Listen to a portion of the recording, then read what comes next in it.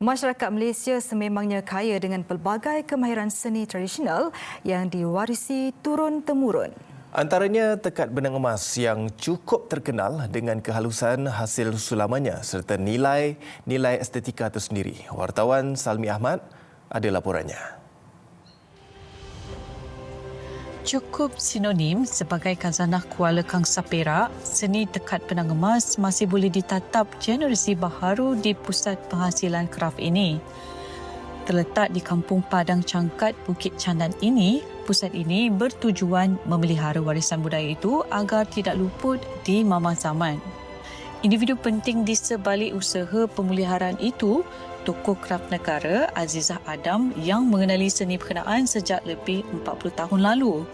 Menurut adik guru kraf tekad itu, seni sulaman tradisional ini suatu ketika dahulu menjadi hiasan kelengkapan diraja dan golongan bangsawan sekaligus melambangkan kemewahan serta martabat sesebuah institusi itu. Saya mula buat untuk istana bila mana Tuanku Sultan Adlan masa tu nak bagi hadiah cenderamata untuk Bangi the Queen. Jadi sebuah syarikat tu yang mengelolakan kerja-kerja istana hantar kepada saya lah untuk buat tempahan tu.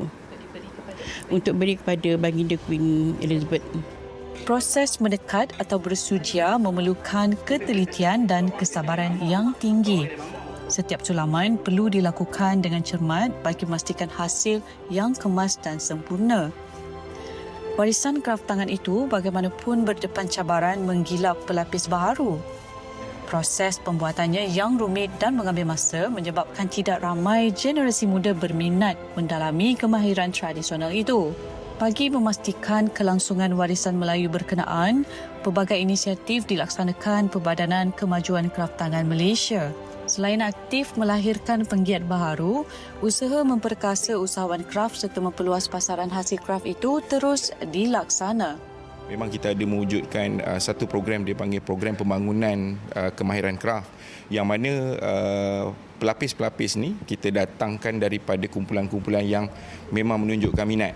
Yang mana Kraf Tangan Malaysia memberi latihan dan juga kemahiran kepada mereka.